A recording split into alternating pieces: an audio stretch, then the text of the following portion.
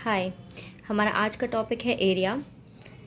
इससे पहले हमने पढ़ा था पेरीमीटर, राइट। जो भी मैं पढ़ाऊँगी आप उसे पहले ध्यान से वीडियो को समझना, फिर क्वेश्चंस अटेम्प्ट करना, तो आपको अच्छी प्रैक्टिस हो जाएगी। ठीक है। सबसे पहले हम पता करेंगे कि एरिया क्या होता है।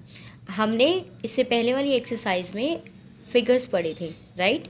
फिगर्स क्या होता है, किसी भी शेप, कोई भी जो शेप होती है ऑब्जेक्ट की, उसको हम फिगर बोलते हैं। ठीक है। तो ये हो गया आपका रेक्टेंगल फिगर, ये स्क्वायर, ये ट्रायंगल और ये सर्कल। ठीक है।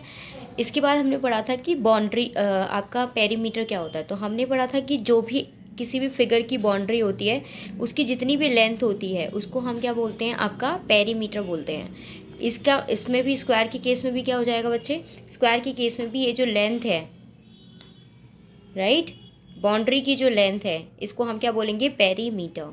उसी तरीके से आपके ट्रायंगल के केस में भी आप बाउंड्री में जब चलते रहेंगे, ठीक है, इसको और इसकी लेंथ को अगर आप ऐड कर देंगे तो वो क्या हो जाएगा, आपका पेरीमीटर। उसी तरीके से सर्कल के केस में भी, बट सर्कल के केस में हम पेरीमीटर को एक और नाम से जानते हैं, जो है सर्कमफेरेंस। Okay, circumference. अब बात आती है कि एरिया क्या होता है। तो एरिया क्या होता है, the space inside the boundary of the figure. मतलब ये जो स्पेस है, जो आपको वाइट, इस पूरे बाउंड्री के अंदर जो ये जो स्पेस दिख रहा है, जब हम इसको भी कैलकुलेट कर लेते हैं तो उसको हम बोलते हैं एरिया। ठीक है। इसके लिए यस, तो सपोज ये हमारा रेक्टेंगल फिगर है।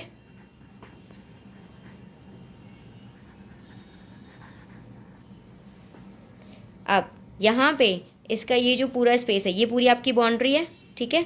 अब बाउंड्री के अंदर जितना भी स्पेस है, जिसको मैं पर्पल कलर के पेन से क्या कर रही हूँ, कलर कर रही हूँ, ये आपका क्या पूरा हो गया, ये आपका पूरा हो गया एरिया। जब आप इसको कैलकुलेट करेंगे तो आपका क्या निकल जाएगा, एरिया निकल जाएगा। ठीक है। इसी तरीके से स्क्वायर के फिगर में भी क्या हो जाएगा, आपका ये जो अंदर जो स्पेस है, जिसको मैं कलर कर रही हूँ, इसको हम बोलते हैं एरिया। तो इसका मतलब एरिया क्या हो गया, the space inside the boundary of the figure. तो फिगर की बाउंड्री के अंदर जो भी स्पेस होता है उसको हम क्या बोलते हैं, आपका एरिया कहते हैं। तो और पेरीमीटर क्या होता है, जब आप सिर्फ बाउंड्री की लेंथ को क्या कर रहे हो, फाइंड आउट कर रहे हो, पता लगा रहे हो, तो उसको हम कहते हैं पेरीमीटर। लेकिन जब आप उसके एरिया को भी क्या करते हैं, आप फाइंड आउट करते हैं, तो उसको हम बोलते हैं एरिया। मतलब उसके बाउंड्री के अंदर के स्पेस को जब आप फाइंड आउट करते हो तो उसको हम क्या बोलते हैं, एरिया बोलते हैं। ठीक है। अब हम पता लगाएंगे कि ये तो हमारा हो गया कि ठीक है चलो एरिया हो जाता है। हमें पता है कि एक रेक्टेंगुलर फिगर के अंदर आपका क्या होता है, एक लेंथ होती है और एक ब्रेथ होती है। ठीक है। इसी को जब हम ऐड कर देते हैं तो हमारा फॉर्मूला लग जाता है पेरीमीटर का, perimeter of rectangle is equal to 2l+b। ठीक है।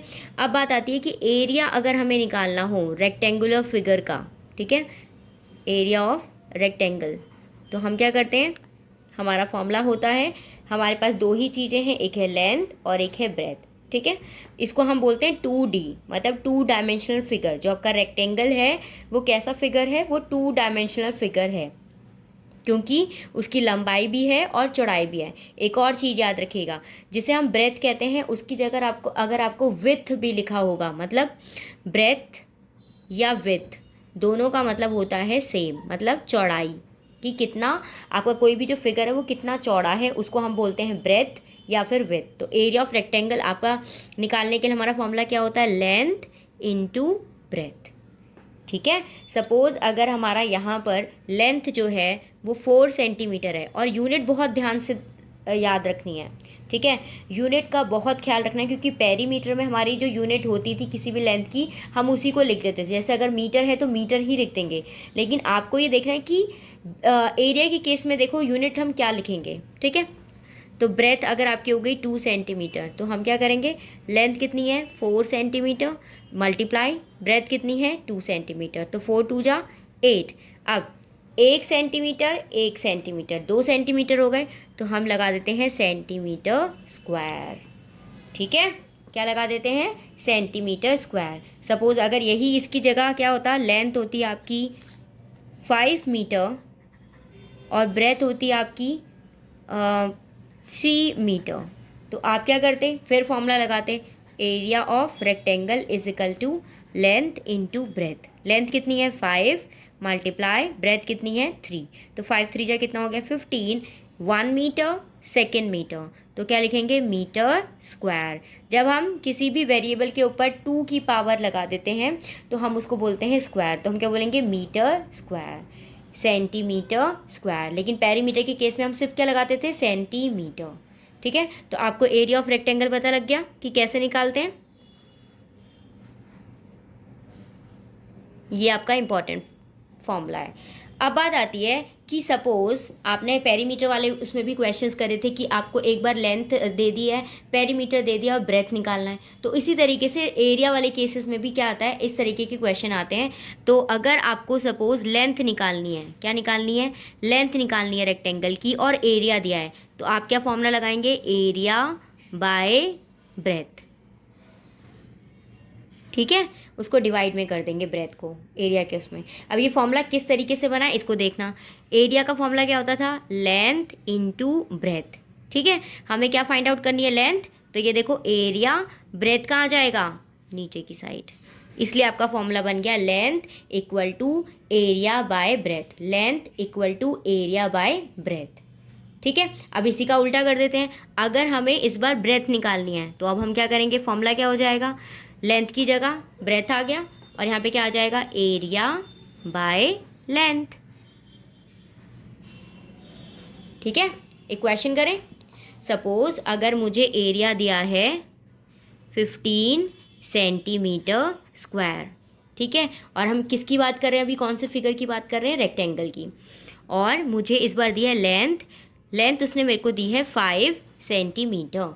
तो अब पूछा है कि ब्रेथ की वैल्यू निकालो, तो हम क्या करेंगे, ब्रेथ का फॉर्मूला पता है हमें, B is equal to A by L।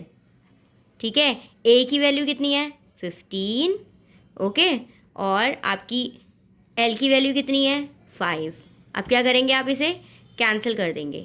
ठीक है, तो 5 1 जा 5, 5 3 जा 15, तो इसका मतलब आपकी ब्रेथ कितनी आ गई, आपकी ब्रेथ आ गई 3 सेंटीमीटर स्क्वायर। वैल्यू नहीं लगेगी, सेंटीमीटर स्क्वायर कब लगेगी, जब आप क्या कर रहे हैं, स्क्वायर कब लगेगा, जब आप एरिया निकाल रहे हैं। लेकिन आपको एरिया ऑलरेडी दे रखा है, आप क्या कर रहे हैं, एक ब्रेथ निकाल रहे हैं, तो ब्रेथ हमेशा क्या रहेगी, सिंपल यूनिट में रहेगी, तो कितना आ जाएगा 3 सेंटीमीटर।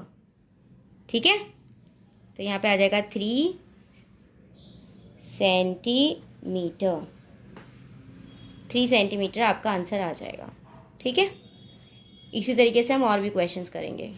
अब जो हमारे और फिगर्स हैं हम उनके एरियाज भी फाइंड आउट कर लेते हैं। अभी हमने एरिया फाइंड आउट किया है रेक्टेंगुलर फिगर का, तो रेक्टेंगुलर फिगर का एरिया कितना होता है, लेंथ इनटू ब्रेथ, तो area is equal to length into breadth. अगर आपको फिगर दिया गया होगा स्क्वायर और आपसे बोला होगा इसका एरिया निकालो, तो आपको पता है कि स्क्वायर के केस में जो सारी साइड्स होती हैं वो इक्वल होती हैं, तो इसमें ना तो लेंथ का कोई प्रॉब्लम है ना ब्रेथ का कोई प्रॉब्लम है, तो ये भी साइड है, ये भी साइड है, ये भी साइड है और ये भी साइड है, तो इसका जो एरिया होता है स्क्वायर का वो क्या होता है, साइड मल्टीप्लाई साइड। ठीक है, तो हमने ये किसका एरिया निकाला है, स्क्वायर का। ठीक है, नेक्स्ट आपका कौन सा फिगर है, ट्रायंगल। ट्रायंगल का जो फिगर है उसका अगर हम एरिया की बात करें तो उसका एरिया होता है हाफ बेस इनटू हाइट। ठीक है, तो मैं इसको लिख देती हूँ कहीं आप कंफ्यूज ना हो जाए, बी का मतलब ब्रेथ ना समझ लें, तो हाफ बेस इनटू हाइट। ठीक है, अब बात आती है कि बेस क्या होता है, हाइट क्या होता है। सबसे पहली बात, ये आपका फिगर है जिस पर आपकी हाइट खड़ी होती है इस तरीके से, वो आपका बन जाता है बेस, तो ये क्या हो गया बेस, और ये जो है ये क्या हो गया आपका हाइट, तो इसलिए फॉर्मूला हो जाता है half base into height. Next हम बात करते हैं सरकमफेरेंस क्या होता है सर्कल का, तो आपका सरकमफेरेंस होता है 2 पाई आर। ठीक है, अब आर का मतलब क्या होता है, सर्कल का एक सेंटर होता है आपको पता है, और सेंटर से सर्कल कहीं पर भी एक एंड पे जब टच करता है कोई भी लाइन तो उसको हम बोलते हैं रेडियस, तो ये भी रेडियस है। सेंटर से आप इधर टच कर लो सर्कल के एक एंड को, तो उसको हम क्या कहेंगे, रेडियस, ये भी रेडियस है। ठीक है, रेडियस आपका सिर्फ एक जगह नहीं होता, रेडियस आपका बहुत सारी जगह बन सकता है, मतलब ये सारे क्या हैं आपके रेडियस हैं, बस शर्त ये होती है कि जो वो आपका सेंटर से स्टार्ट होना चाहिए और सर्कल के एक एंड को टच करता होना चाहिए। तो रेडियस आपका क्या हो गया, जो सेंटर से स्टार्ट हो और सर्कल के एक एंड को टच करे, वो हो गया रेडियस। तो अगर हमें पेरीमीटर निकालना हो सर्कल का तो हम क्या लगाएंगे, 2πr। ठीक है, ओके। तो ये हो गया। अब हमने रेक्टेंगल के ऊपर कुछ क्वेश्चंस कर दिए, अब हम क्या करेंगे, स्क्वायर के ऊपर कुछ क्वेश्चन सॉल्व करने की कोशिश करेंगे। ठीक है। सपोज स्क्वायर के केस में अगर आपको लिखा है find area of square, find area of square when it's side is 12 centimetre, when it's side is 12 centimetre. तो हम इस क्वेश्चन को किस तरीके से करेंगे, हमें क्या फाइंड आउट करना है, हमें फाइंड आउट करना है एरिया ऑफ स्क्वायर। साइड कितनी दी है, 12 सेंटीमीटर। ऑब्वियसली हमें सिर्फ साइड पता होनी चाहिए, हम ईजिली इसका क्या निकाल सकते हैं, फॉर्मूला लगा के आंसर निकाल सकते हैं। तो हमने लिखा area of square equal to side multiply side. ठीक है, साइड कितनी है बेटा, आपको कितनी गिवन है, 12। तो 12 इंटू 12, 12 जा 144 सेंटीमीटर। अब क्या लग जाएगा, सेंटीमीटर स्क्वायर, क्योंकि हम क्या फाइंड आउट कर रहे हैं यहाँ पे, एरिया। सपोज अब इसी की तरह, अब इस बार आपको क्या दिया है, एरिया गिवन हो। सपोज एरिया आपको गिवन हो 64 सेंटीमीटर स्क्वायर, ओके। और आपको बोला जाए कि आप निकालो साइड ऑफ द स्क्वायर, तो आप कैसे निकालेंगे, तो हम क्या लिखेंगे, हमें पता है एरिया ऑफ स्क्वायर का फॉर्मूला। तो जब हमें साइड निकालनी होती है तो देखो कैसे फॉर्मूला बन जाएगा, एरिया ऑफ स्क्वायर का फॉर्मूला क्या होता है, 4 मल्टीप्लाई साइड। ठीक है, तो एरिया मतलब अगर हमें साइड की वैल्यू चाहिए तो ये मल्टीप्लाई में तो क्या आ जाएगा, एरिया बाय 4 अगर हम कर देंगे तो हमें साइड की वैल्यू पता लग जाएगी। तो बस अब हमें यही करना है। तो साइड इक्वल टू हम क्या लिखेंगे, एरिया बाय 4। एरिया कितना दिया, 64, और नीचे क्या है आपका 4, 4 से 64 कैंसिल हो गया 16 टाइम्स। तो साइड कितना आ गया, 16 सेंटीमीटर। यहाँ पे क्या आ गया, सेंटीमीटर। यहाँ पर हमने स्क्वायर नहीं लगाया क्योंकि ये एरिया नहीं है, ये एक साइड की बात हो रही है। ठीक है, तो इसी तरीके से आप अपने बुक में से एक्सरसाइज 12.2 का क्वेश्चन नंबर 4 करेंगे, क्वेश्चन नंबर 5 करेंगे, क्वेश्चन 6, क्वेश्चन 7 करेंगे। ठीक है, ओके, बाय।